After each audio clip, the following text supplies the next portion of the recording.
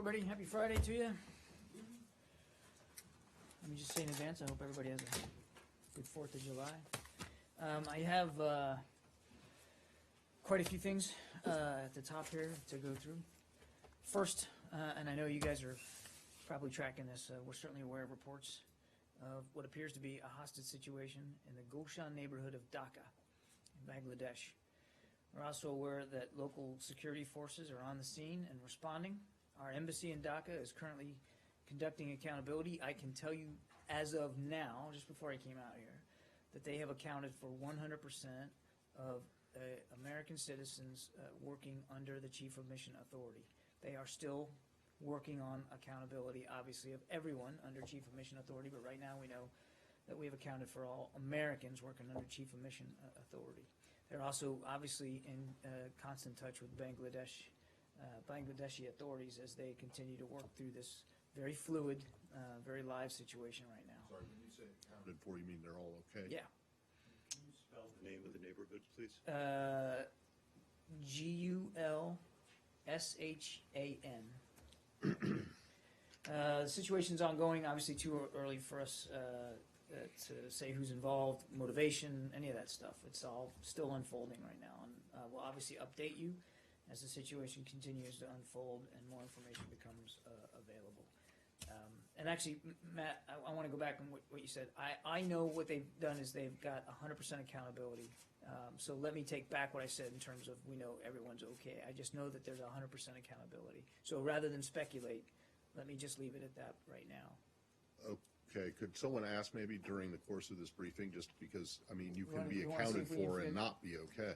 I mean, if, that's what I mean. That's what I mean. That's why I wanted to clarify. Okay. We have 100% accountability for American citizens that are under Chief of Mission Authority. But I can't say with great certainty everyone's condition. So we'll check and see if we can get more information. And look, it's, as I said, it's unfolding. And more information is going to be coming in, I'm sure. but I mean, accounted for leaves open, that could be that you know that someone is being held hostage. That would be, so that's I can only say what I got, understand. which is we have 100% accountability for American citizens that are working under the Chief of Mission Authority. And we are continuing to work on the accountability of others, and we're continuing to stay in touch with Bangladeshi authorities. Obviously, very fluid situation right now. In Kenya, we're deeply concerned by the disappearance and murder of Willie Kimani, a lawyer and investigator working with the U.S. non-governmental organization known as International Justice Mission, or IJM, along with IJM client Josephat Mwenda and IJM driver Joseph Morori. We understand that Kenyan authorities are investigating this, and our embassy will continue to monitor the situation closely. On to the West Bank. We condemn in the strongest possible terms the latest terrorist attack that took place today near Hebron, which resulted in the death of one Israeli and left 3 other Israelis wounded. We call on others to also condemn such attacks. There is absolutely no justification, as we have said many times, for terrorism or the taking of innocent lives. On Yemen, we note the UN Special Envoy's announcement that parties involved in the ongoing Yemen peace talks have signed a commitment document designed to guide a new phase of negotiations following a 2-week period ending on the 15th of July. Discussions have led to progress toward a roadmap to end the conflict, which we expect to continue when talks resume. We continue to call on delegations to uphold the cessation of hostilities and to return to Kuwait with a commitment to swiftly reach an agreement that will bring the Yemeni people the peace and security that they deserve and a chance to begin to rebuild their economy. We also emphasize the importance of allowing unfettered humanitarian access throughout Yemen. We strongly support the efforts of the UN Special Envoy for shepherding these talks and for his tireless commitment and dedication to their success. These talks offer the best chance, as we've said before, to reach a lasting agreement. And now's the opportunity, the time for the parties to make the compromises and commitments that will benefit their people and bring stability to Yemen, a country and a people who have suffered far too long. We hope the parties will use this period constructively so that when they resume, an agreement can be reached expeditiously. On Liberia, today, Liberia's security forces have assumed full responsibility for the country's security, marking another major accomplishment in Liberia's progress toward the end of its civil war, beginning in 2003. Yesterday, the United Nations mission in Liberia turned over full security responsibility to the Liberian government. UNMIL, UN mission in Liberia, will remain in Liberia to help the Liberian security services, protect civilians in the event of an emergency that risks reversing Liberia's peace and security accomplishments. We congratulate the people and government of Liberia on this historic transition. It reflects their significant and steady advances with the support of the international community toward restoring peace and stability for all Liberians across the country. We pay tribute to the peacekeepers of the UN mission for their continued service there in Liberia. Matt? Right, I was gonna start with Bangladesh, but since we know what you know already, then I'll move to the quartet report. And I just have two brief things. One, in terms of the recommendations, they seem to be not new, shall we put it that way. I mean, it doesn't seem like that there's any proposal to do anything other than what the quartet has and others have long called for. And I'm just wondering,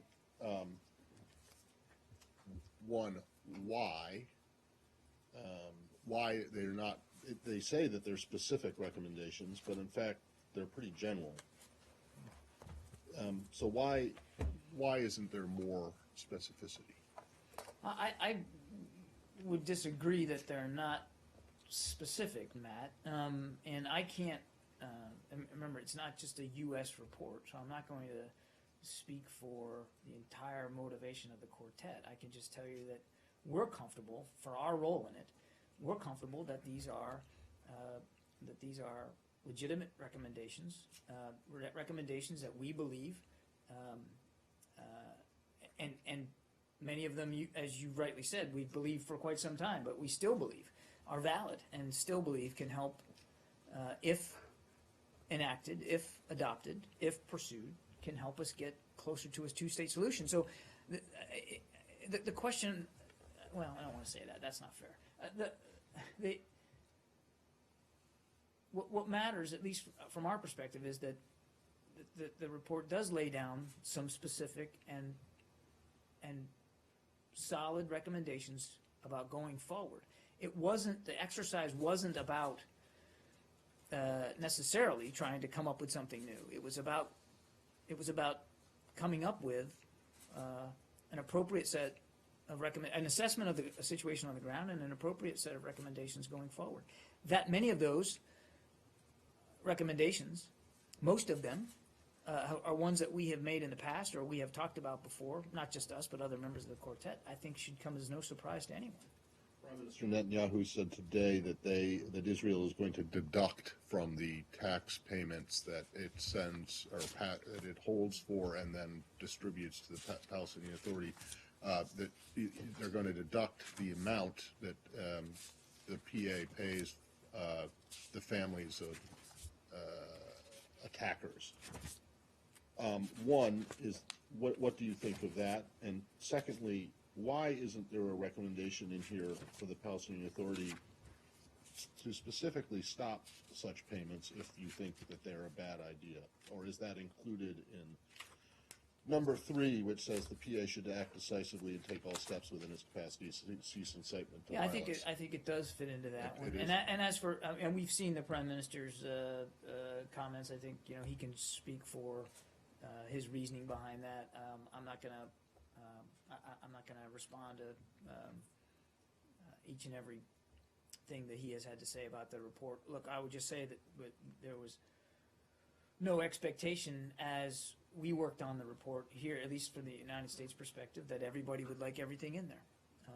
But I'm going to leave it there. Well, in the past, the U.S. has been critical of Israel withholding the money, that tax money. So you have no opinion about this? I didn't say we had no opinion. I'm not going to respond to everything everybody's saying or react to that. Our views on this doesn't have anything to do with the report. Our views haven't changed. All right. Last one on this is this morning an official who's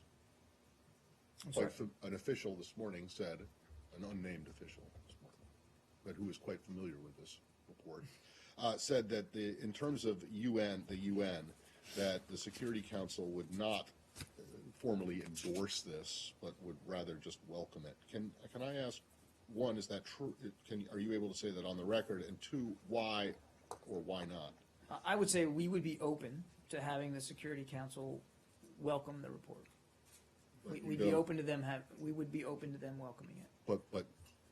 But you're not looking for them, the council, to do anything more in terms of enshrining it, say, as with, they do with other things, like with the Iran deal or something. I think I'd just leave it where I put it, that we would be open to them welcoming it. That's obviously a discussion the Security Council would have to take up. On the specific language, the official this morning said that, quote, "At this time, we are not looking for the Security Council to take any more substantive action beyond welcoming." Does that mean that you are open to the possibility of the Security Council taking more substantive action on the report at some time in the future? It's just right now you're not looking for them to do anything but welcome it. Right now, we would be open to them looking at this and welcoming it. I wouldn't be in a position right now to speculate or hypothesize about future actions they might or might not take going forward. Right now, we'd be open to them welcoming it. John, the Palestinian negotiator, Mr. Arakat, has denounced it already. He said that it doesn't take into account that it puts the two parties on parity, and obviously the Palestinian parties see themselves as under military occupation. As the Netanyahu has said that he rejects the idea that settlements are any part of peace. He says he's frozen them before. He didn't get anywhere then. Obviously, you're expecting pushback from both sides. Is this within the parameters of what you expected, or is this disappointing that there's such an immediate... I would say I don't think that we're surprised by the fact that not everything in the report was welcomed by either side. Number two, I would tell you that and remind you that we took input from both sides as this report was being drafted. And the third thing I'd say is that we stand solidly behind the recommendations that were made. We still believe that a two-state solution is possible, but we still believe that in order for that to be realized, it's going to take some leadership and some compromise and some tough decisions and choices by both sides. Could I just follow up? Sure, Saeed. On this, first of all, I asked the senior official on the difference between illegitimate and illegal as far as the settlements are concerned. Could you explain the difference from your point of view? What is the difference between calling it a legitimate settlement activity or calling it illegal? Well, look, we're not going to make any determinations here or about legality or legal definitions. Our position on settlements is the same, as has been for past administrations as well. We view them as illegitimate, and we don't believe that they are constructive to trying to get us to a two-state solution. So I think I'm just going to leave it there. Our policy is the same, has been the same for quite some time, and we continue to make that case to The these official railroads. also said that these are just recommendations. In other words, you don't have like a next step kind of a thing as far as these recommendations are concerned.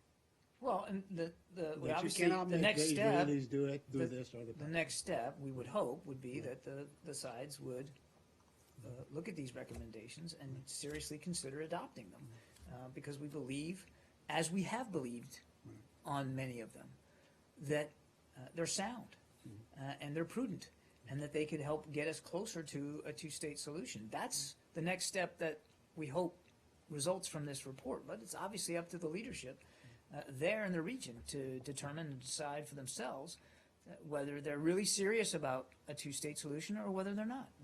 Now, let me, on the issue of the Gaza, or point 8 in the report, which is, calling on Israel to accelerate the process of relieving the restrictions, The access movement issues, and so on, the access to and from Gaza and so on, and taking into consideration the security of Israeli citizens and so on. What steps must be taken sort of in a short order to relieve a really awful situation? Well, I think it's laid out in the report, and I don't want to But rehash every... These recommendations, Kirby, were talked about before, and many times before, in many other reports. So, I mean, what are you prepared to do, or to pressure your allies, let's say, both Israel and Egypt, that also closes the border with Gaza, to basically take actual steps, tangible steps, to relieve the pressure on Gaza? Well, I think it's, again, laid out in the report, and I would encourage, people to read the report for themselves, but it says, and I know you have, Said, I'm not talking about you, but I mean,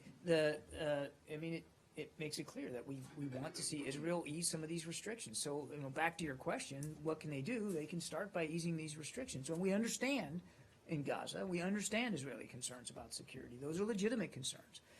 And that's spelled out in the report as well. But we think that a good first step here is for them to take a serious, sober look at easing some of these access restrictions.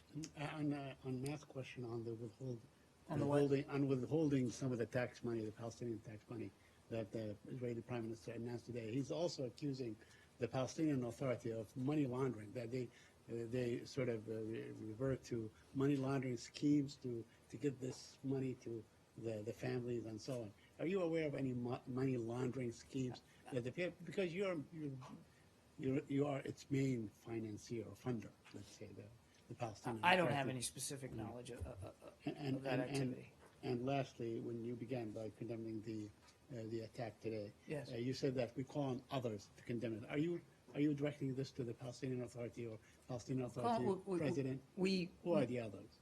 Well, everybody.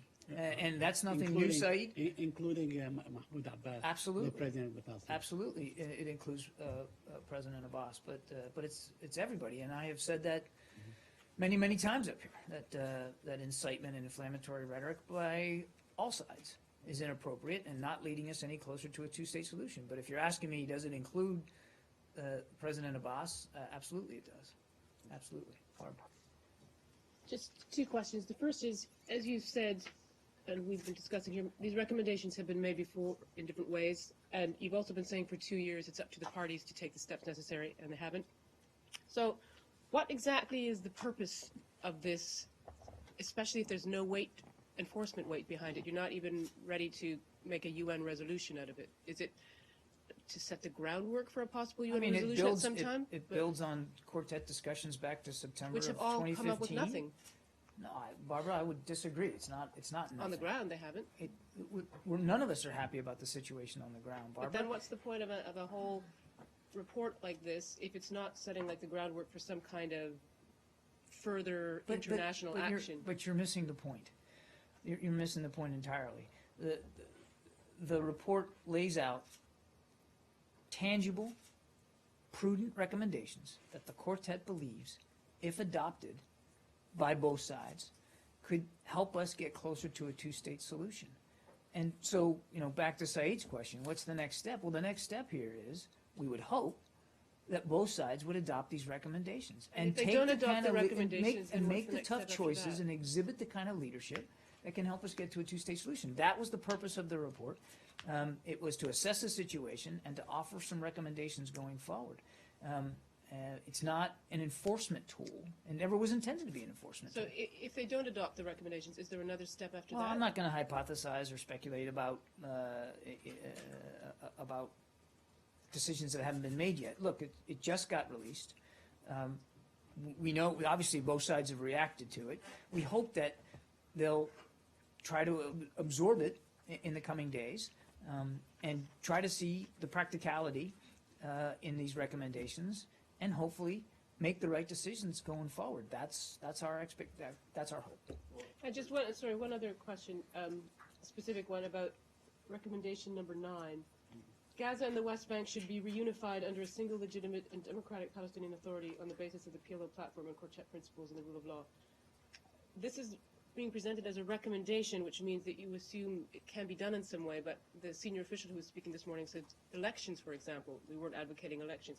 How is this supposed to happen as a recommendation? I think what we'd be looking for is for the sides, if they were to adopt that recommendation, which the quartet believes is valid, that the sides would work their way through how that's to be done. It wasn't intended to be proscriptive or prescriptive in every single sense of the way. It was supposed to be a set of recommendations that we would look for them to exhibit the leadership on to try to adopt, and we would look for them to, as leaders, to work together to figure out the best way forward here. What role do the Israelis have in deciding how or when the Palestinians might hold an election?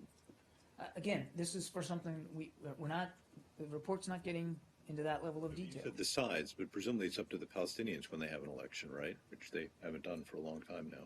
Yeah. So it's just the Palestinians that need to figure Well, that out. obviously, if there were, I mean, again, we didn't, there was no discussion about elections in there. So No, I'm not going to hypothesize about elections. It called for the establishment of a democratic and unified In Palestinian broad leadership terms, in Arshad, both places. on all the recommendations, we Right. want both sides to work together. I'm not saying that each and every recommendation has to be some sort of bilateral negotiation, but in general, we want both sides to work together to try to adopt as many of these recommendations as possible. In response to one of Barbara's questions, you said she was missing the point entirely. Now, I'm not clear what the point of the quartet is, actually. It's been around for 14 years, and aside from producing the roadmap, which the both sides ignored, and now this, has it accomplished anything?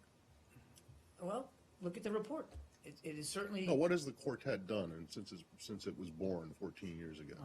I mean, Matt, I'm not a historian on the quartet. Well, I mean, but look, I mean, go ahead. No, I mean, go No, go ahead. finish. Tell me why do you think that this is going to help? Or what's the point of it? Just simply stated. It builds on the last session of the quartet back to September. It's a report that the quartet had been planning to issue for quite some time and had worked very hard on. It was designed to come up with a series of recommendations that we would hope the leadership on both sides would adopt to get us closer to a two-state solution. That was the intent of the report. That is what the work of the quartet has been, at least since September, actually back to March before. And so now there's a report, and we the quartet desires that both sides take a serious, sober look at it and adopt the recommendations. That's the point. All right. So Prime Minister Netanyahu said that that the settlement, halting of settlement activity hasn't worked before in terms of dealing with the violence. Is that something that you agree with? Let me put it this way: does the administration, as part of the quartet, think or believe that an end to West Bank and East Jerusalem construction will result in no more attacks? We do not believe that construction or sole use designation is constructive to getting us closer to a two-state solution. But Matt, you got to look at all the recommendations cumulatively. We're not saying that any one of them is going to, if just that one is solved, that it's going to solve all the problems and solve Middle East peace forever. The reason there's so many recommendations is because we believe that all of them are important and they should all be adopted. And that if they're all adopted, we certainly would be able to create the climate and the conditions that would be more conducive to a two-state solution. But there's no intent here to say that, well, number 9 or number 8, and then that solves it all. Can you cite any period during this time where actually settlement activity was frozen and how it impacted? So you're gonna, I'll have to get you because somebody I who has I a think the sharper only history time on the. was, the only time that I can think of was back in 2010 when they froze settlement activity for a while. Or they said they froze it while expanding it. You have a better sense of the history than I do. But look, we continue to believe settlement activities are legitimate. We do not believe that it is leading us any closer to a two-state solution, and we want to see it stop. And one last thing, the official also said that we need some actual steps, not only steps for confidence building measures to restart the talk one-to-one talk. What does that mean? And not just steps for confidence building measures. It means we want to see tangible, affirmative action taken and leadership demonstrated on both sides to take down the violence, to reduce the tensions, and to move us forward to a two-state solution. That's what we're talking about, and that's what the report designates. John, but there's a very small technical point. You said you want them to consider it in the coming days. It has been around, the quarter has been around 14 years or so. Now, what is the deadline? How long the quarter is going to wait? 14 days, 14 months, 14 years before they get together again and bring out another? There's no deadline on this that I'm aware of, and nor was there intended to be. It was intended to be two things: an assessment of the situation and recommendations for leadership going forward. And there's not a deadline on it, and it's not an enforcement tool. Yeah, but- It is a set of recommendations represented by the quartet to encourage the kind and to provide options for the leadership there in the region to move forward, to create the conditions that are more conducive to a two-state solution. No, but when will the quartet look at it again to assess that this I is don't what know. we? I don't have an agenda item for the quartet going forward on this. Again, this just got released today. Yeah. And I can appreciate why we would all want to see, everything enacted today, right? But there was no expectation that it would be. And as Matt pointed out, not all of these recommendations are necessarily new. There are things that we have been espousing before, and therefore should be of surprise to no one. That they, Any of them are new, actually. in any event, we want, again, it's intended to provide a comprehensive set of recommendations that the leadership on both sides can take a sober look at and hopefully make the right decisions to move us closer to a two-state solution. Josh? Thanks. Changing topic. Can we? Okay.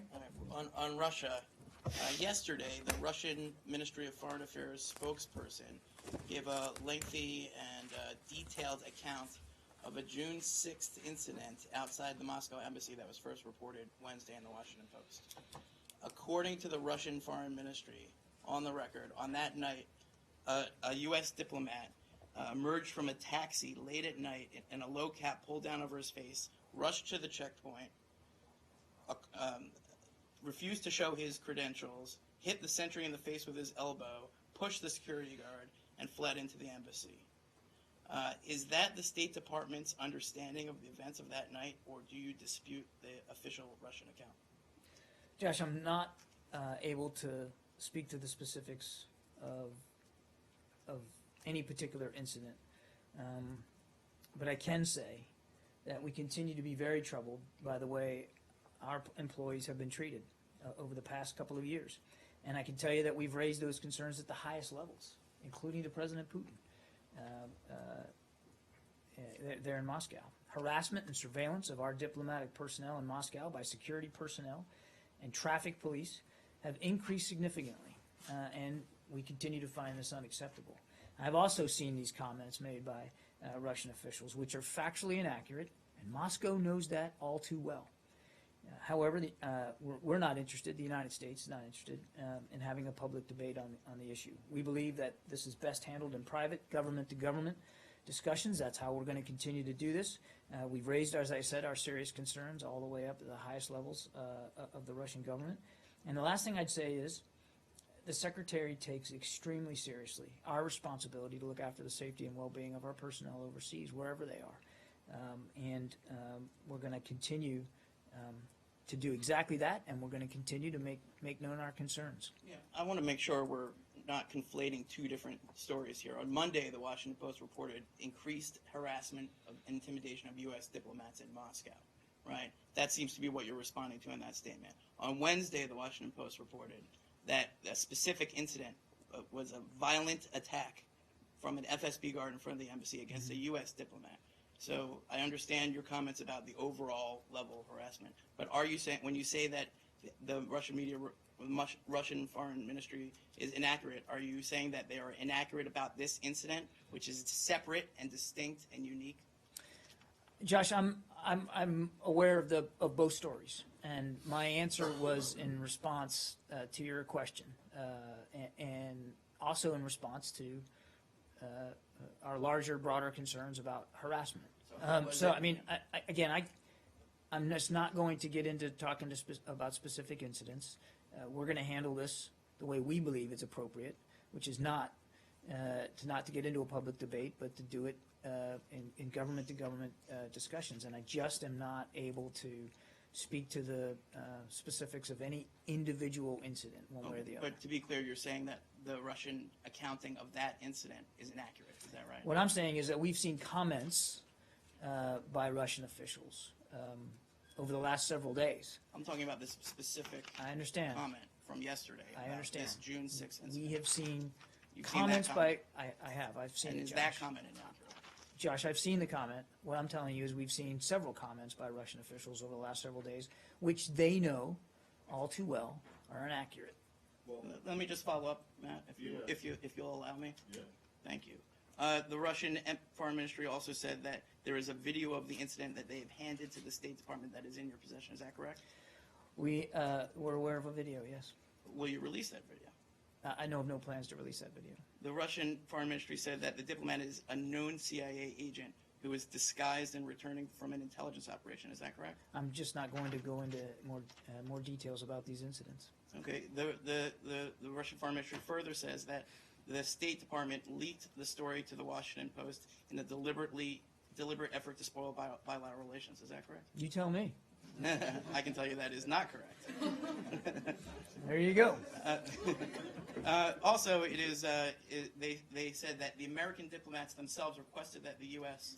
Embassy be guarded by a Russian police guard, including FSB guards. I know that this is not uncommon for local guards to defend U.S. diplomatic facilities, but at the same time, has there ever been, to your knowledge, or is there now, an examination of whether or not having Russian police and Russian FSB guard the U.S. Embassy in Moscow should be continued as a policy? I'm not aware that that's under consideration, Josh, but as you rightly said, it's not uncommon at all for our posts overseas to have local security forces on the outside. Of course, we have Marines that are inside, but it's not uncommon for us to have local security forces of whatever stripe is appropriate per country we're in, provide a measure of security outside. That's not uncommon, and I'm not aware of any consideration or review of that policy with respect to our post in Moscow. Can you just say if the diplomat is safe and sound and in good health? I'm not in as I understand, again, look, I really don't want to get into talking about specifics, It's out specific there. It's incidents. kind of Apparently, horses left the yes, barn. apparently it's out there. You've rightly noted that, but I'm just not going to talk about the details of it. I'm sorry, Well, then how can you tell us that it's factually inaccurate? because we know it is. Well, Because we know Because? because we know, and they know Eat your that their peas, they're good for you. comments, many of their public comments are inaccurate, and they know. And I'm not going to Well, get into well, a public debate that's about fine, what but those are. we don't know which of the comments you're referring to. So And I mean, are you saying the entire story that was told, that she relayed is inaccurate? Matt, I'm not going to get into the specifics of these incidents. Well, then don't tell us that it's inaccurate and expect us just to believe that. If you can't tell us what part of the story that she told is wrong, was there an incident? There have been many incidents one that of he's talking harassment. about. I'm not going to speak to specific incidents. There have been many Is it- incidents of harassment, and there have also been many comments made in the last several days by Russian officials about those incidents, and many of those comments are factually incorrect. And we're going to take this up with them, this inaccurate depictions. We're going to take this up privately, government to government, the way we think it should be done. So have you complained to them about them making their version of the story public? We have made clear and plain our concerns, not only about the comments, but more importantly about the incidents and the harassment. And how is that done, about the comments? Well, Did you call her up and say, hey, we don't like this? I don't have any calls with my Russian counterpart to read out to you, if that's Okay. what you're asking. But, Well, I mean, but, so but how again, is your we have displeasure many, made known? we have many ways in which we can Right. convey our concerns and displeasure over this issue with Russian authorities. Many levels and many ways to do that. As part of the broader issue, getting away from this one incident, which you won't confirm happened, the Russians have complained that the United States is involved in similar behavior, harassment and surveillance. Are you saying that that's incorrect? That you don't have people following Russian diplomats here in New York or at consulates that you suspect are up to, that are not involved in activities compatible with their diplomatic status? Russian claims of harassment by the United States are without foundation. Right, well, you said that's harassment, but what about surveillance? All accredited diplomats and consular personnel serving in the United States enjoy the protections afforded by international law, including the applicable Vienna Conventions and bilateral agreements. Does that mean that no accredited Russian diplomat has ever followed, surveilled? Russian claims of harassment are without foundation. Everybody is treated with the proper international law protections. Yes, ma'am. Today, the number 2 in the Iranian army threatened to attack the Kurdistan region in northern Iraq. And this follows several days of intermittent Iranian shelling of Kurdish border villages. And I've got a two-part question. When that Iranian shelling was going on of the Kurdish villages in the Kurdistan region, the United States didn't say anything. In fact, it didn't even acknowledge that this was happening. So the first part of my question is, do you think that kind of turning a blind eye to what Iran was doing might have contributed to the escalation of the threat from Iran? And two, the second part of my question is, what is the U.S. response to today's threat from Iran? I haven't seen either reports of the shelling or this comment that you're referring to. So you'll have to let me look into seeing what we know about both of those. But the notion that we're somehow turning a blind eye to Iran and whatever destabilizing activities they may be conducting is not an accurate portrayal. I mean, we're mindful. Now, again, I don't have the details on this, and I would also encourage you to consult the Defense Department as well and the coalition. I just don't have operational details on this. But this notion that we're somehow giving Iran a free pass in the region is simply not accurate. Can we stay on Iran? Sure. The other day in Aspen, Secretary Kerry made some comments to the effect that trade and business, specifically U.S. trade and business, but more generally all trade and business, will serve as a catalyst to, or could serve as a catalyst to moderate Iranian behavior that you object to. Is there any evidence to suggest that increased trade, like the Boeing sale, for example, will moderate Iranian behavior? I think what the Secretary was referring to was the fact that we know many Iranians want to have better relations with the rest of the world. They want to be more outward looking. Not everybody does, but it's a very young population, and we know that that there are some even in the leadership that would like to be more open to the rest of the world. And we have seen in many places around the world when formerly closed societies become more open, that it can have a positive effect on not only on their local economy, their security, their stability, upward mobility of the population, but also increased and more constructive relations with neighbors. So, I mean, you can see that through the arc of history. That doesn't mean it's going to happen here.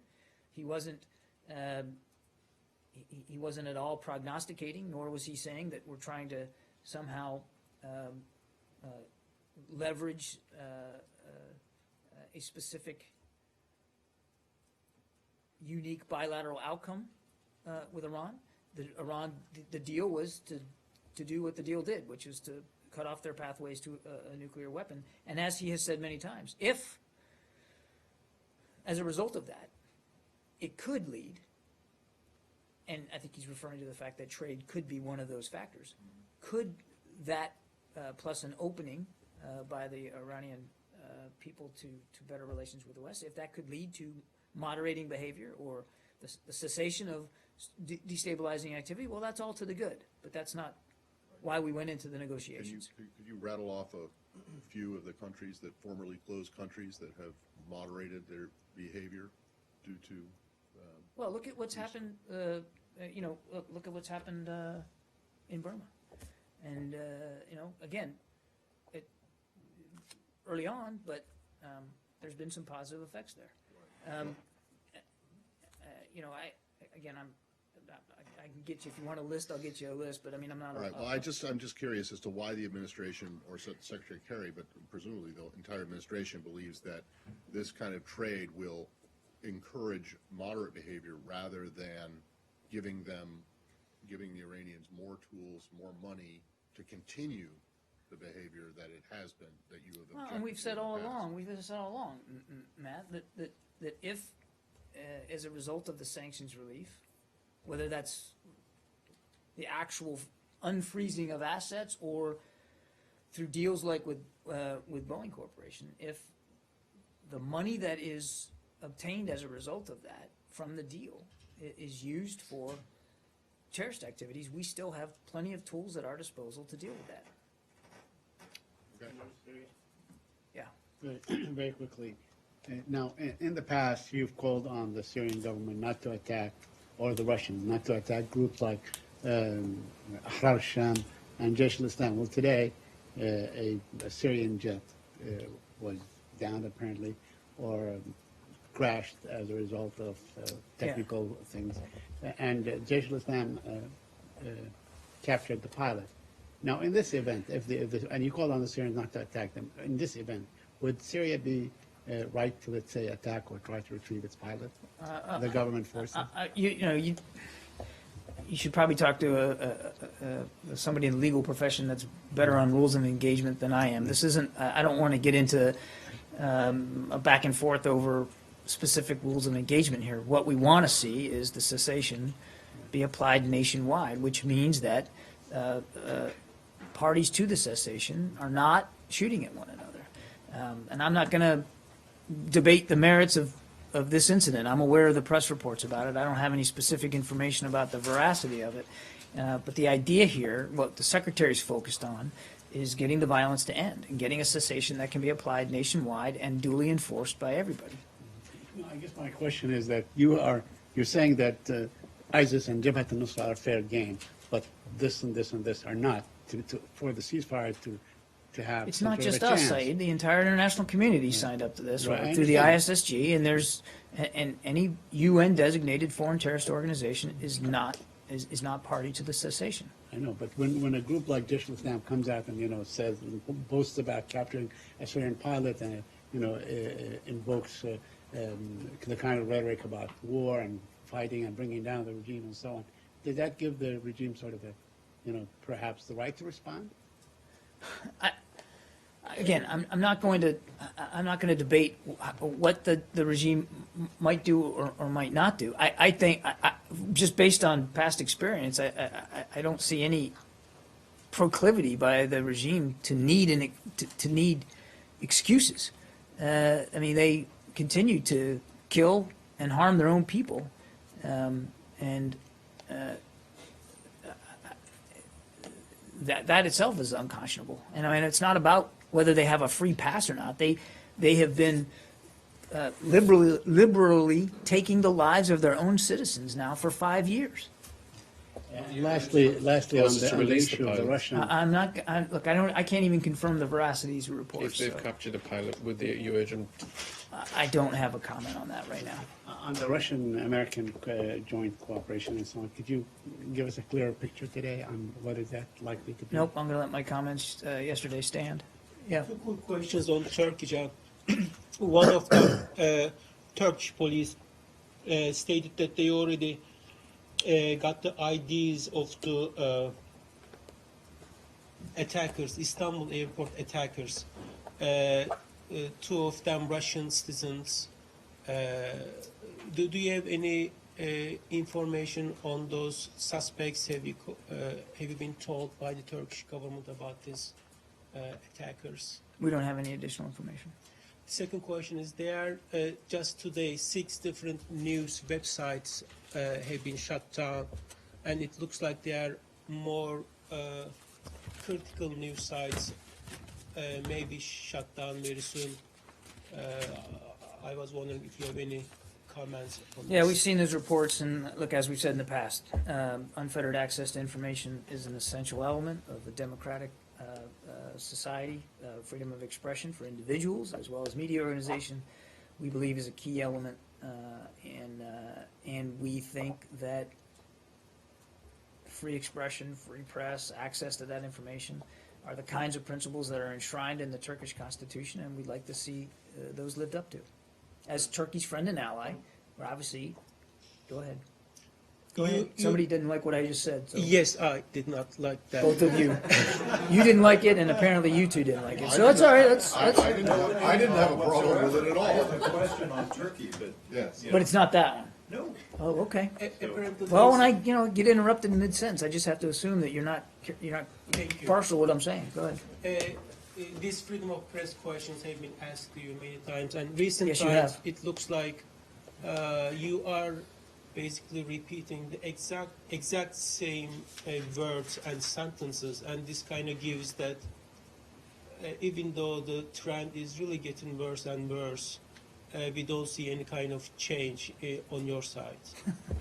You know, it reminds me of a story when I was an altar boy. Priest that I knew writing his homily, and saying the same thing, Sunday after Sunday, and didn't seem like it was having an effect. So on one particular Sunday in the margins, he wrote, "Shout here." I'm not saying it any differently because we don't believe it any differently. And we don't believe that, just like to Josh's question about Russian harassment, that me standing up here, pounding my fist on the podium and getting all hot and bothered and lathered up about it is going to make it any better. Okay? We believe in freedom of expression. We believe in freedom of the press. I would think that you guys would appreciate that. And we believe it not just here at home, but we believe that any country that says it believes in democratic principles and has a constitution that enshrines those principles ought to feel the same way. And we're not bashful about saying it. But to scream it and yell it, to use different verbs or nouns, as you described it, isn't going to change at all the fact that our concerns remain the same. And that we're unfortunately having to have the same conversations with Turkish officials. What I'm saying, hang on a second, what I'm saying to you is what we're saying to them. And as Turkey's friend and ally, we do it in the spirit of friendship. We do it in the spirit of hopefulness that this trend, which I agree with you, is worrisome and definitely going the wrong direction, can be reversed. And it can be. It's a very simple thing to reverse through good, solid, sound leadership decisions. And so far, those leadership decisions haven't been made. In fact, they're the opposite are being made. But I guarantee you that next week and the week after, if we continue to see things going the wrong way, you're going to continue to hear me say it in exactly the same way. Because there's no better way to put it than we have been putting it. On your answer to the first question on the suspects, does that also apply? It means that you can't confirm it, you haven't even heard it from the Turks. And secondly, does that also apply to these reports that a Chechen was the mastermind? Yeah, I'm not aware of every conversation that we're having with Turkish authorities as they investigate this. It's their investigation.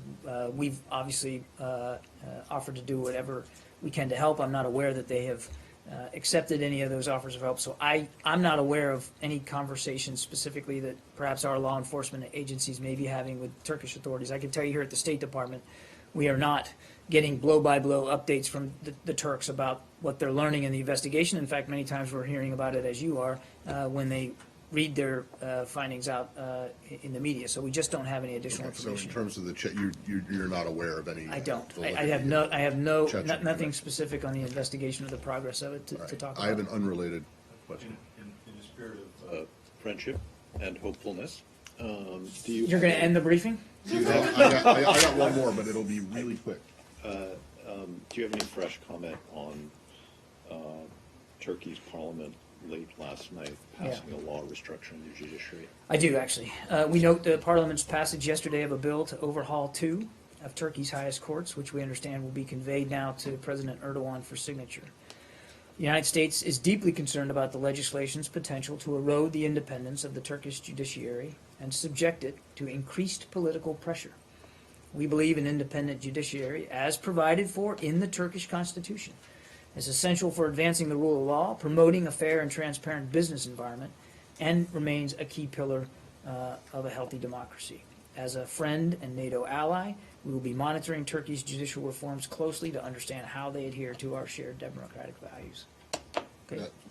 Yesterday, you were asked about the court filing, and that this has to do with the FOIA issue. I just wanted to clarify one thing, because I assume you don't have anything new to say about it I today. don't. All right, but I just wanted to know, when you said that the delays that your people are predicting in these court filings, like 2018, like stuff will, a lot of things won't come out until after November, and then there's other things that might not come out until 2018. Are those delays solely a function of the deluge or the number of requests that have come in, or is there something else going on here too? No, it's solely the result of the the increased 22,000. workload. Yes, of the FOIA requests that we have received, and the staffing challenges that we continue to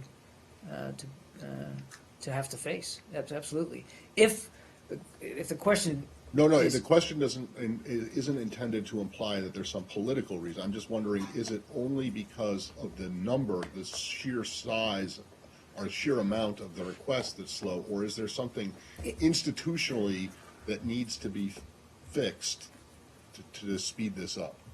well, That's the question. those are actually two different questions. So Right. so let me I'll take it the way I'm interpreting them. But yes, it is about volume, but it's also about, so it's not just about the numbers, the increasing numbers of FOIA requests, as I said, tripled in the last several years. It's also about the fact that more and more, the FOIA requests are ever more expansive, that we are seeing increasing not only numbers of requests, but the scope of information, the volume of documents that the requests are asking for are bigger and bigger and require that much more search effort, that much more analyzing before they can be prepared for release. So it's a function of the number of requests, but also the nature of them, which are more expansive. And then thirdly, yes, look, we this, I talked about this yesterday. The Secretary is very keen to see if he can make the process here at the State Department more efficient, more effective. Some of that has to deal with resourcing and manning, and we have made efforts to increase the manning of the FOIA office. I could tell you we're open to considering additional changes if need be. That's one of the reasons why he hired Janice Jacobs to come in to take a look at, and she is working hand in glove with the FOIA office right now to see if there's ways that we can improve processes. So we're mindful that there's probably things we can do on our end to try to clear the backlog faster. But as I said yesterday, they keep coming in, and they're coming in now asking for increasing volumes of data and material that just take a lot longer to deal with. And that is, those are the sole reasons why these delays are going to ensue. Are they dealt with in the order received strictly, or do you prioritize some depending on content or ease of processing, or is it just first come, first served? I mean, we're getting so many, Dave, that it's not about first come, first serve. You do certainly. I don't want to leave you the impression that we're picking and choosing off a menu. Well, this one's, we'll do this one today and not that one because this one we think is easier. I mean, they are working through they're trying to figure out how to better process FOIA requests, but it's not. It is largely done by when they're received, because as you know, the law is clear. You've got a certain timeline to get answers out, so it's largely done. But you may get several in a given day. So we're still working through the process to try to make it more efficient, but it is largely done in order of arrival. But some of them, it's not issued a number when it comes in. And well, they are. I mean, they're all given case numbers, absolutely. But some of them, let's say hypothetically, we get 5 today. Maybe 3 of them are fairly easy and can be knocked out in short order, And maybe 2 of them may take us longer, and we'll have to get back to the requester and just let them know, we're not gonna meet your deadline. But there is a timeline for that. We have, and we're mindful that we don't always meet the timeline, but there definitely is a timeline. So you do date stamp them when you get them, and you do track them as they come in. Yes. Okay, thanks. Give us an update on Bangladesh. I can give you one, thanks to, if I can read her writing. It's So no, Olligons on camera. so no, yeah, we want to put this back on camera, guys? No Americans under chief of mission were involved in the incident. So I think that answers your question, Matt, in terms of that they're okay. We're still accounting for all private American citizens who may have been in the area. We don't have finality on that. And again, it's still a fluid situation, so we'll continue to update you throughout the day. Thank you, Elizabeth. Appreciate that.